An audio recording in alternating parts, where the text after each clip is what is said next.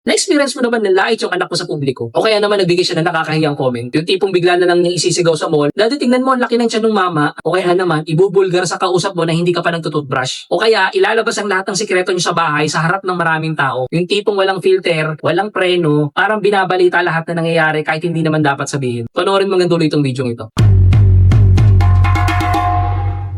New day, new parenting topic na naman po tayo, mommies at daddies. Welcome nga po pala guys sa day 3 ng serye natin, Nak, Anyare, Dabi-Dabi the Years. Ngayon pag-usapan naman po natin guys ang isa sa pinaka nakakawalang poise na stage. Ito na po yung topic number 3 natin, the public reporter. Nasa labas kayo ng anak mo, maayos ang forma mo, tapos biglang maituturo ang anak mo at sasabihin sa buong barangay, Daddy, amoy utot ba si mami? O kaya naman, seryosong sasabihin sa cashier, wala na po kaming pera kasi pinang-shopping na po ni Daddy. Gusto mo na nang mag-disguise sa sobrang iya dahil lahat ng classified information sa bahay nyo, ginawa na niyang public announcement.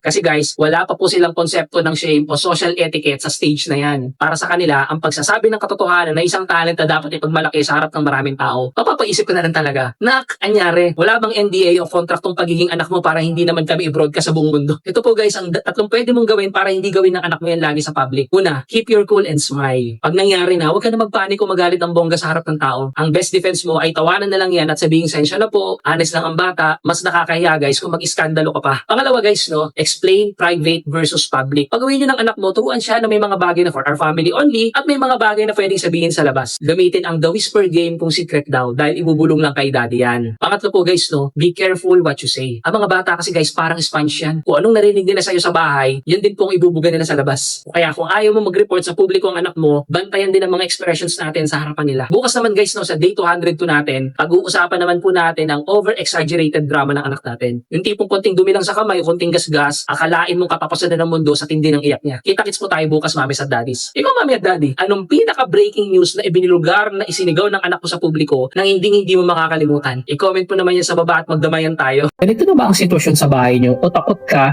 na baka ganito na ang kahantungan ng anak mo?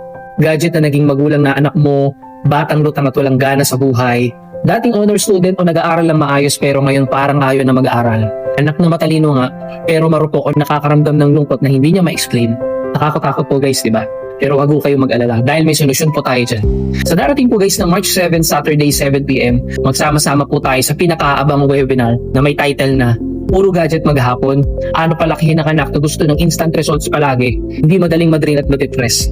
At ito po guys ang exciting na announcement namin dahil mahal po namin kayo at sa daming nagre-request po sa inyo, extended po ang discounted rate namin na 300 pesos lang.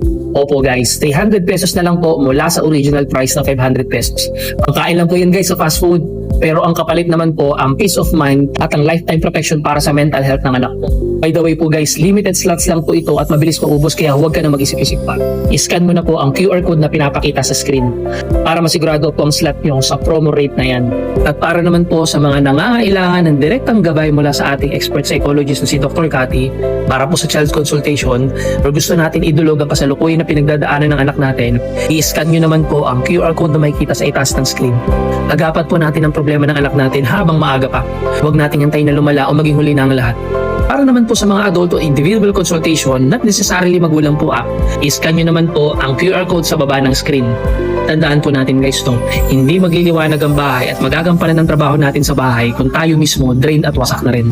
Alagaan din po natin ang sarili natin guys. Again po dyan po sa QR code na nasa baba, individual consultation po siya para sa mga adult. Kahit single ka pa, basta adult na nangangailangan ng tulong. Kaya ano pang hinahantay natin? Ang pagdalo nyo po dito ay isang investment para sa masayang pamilya natin bukas. I-scan nyo na po ang QR codes o click ang link sa description at comments. Kita-kits po tayo sa March 7 at sabay-sabay natin protektahan ang sarili natin at ang mga anak natin.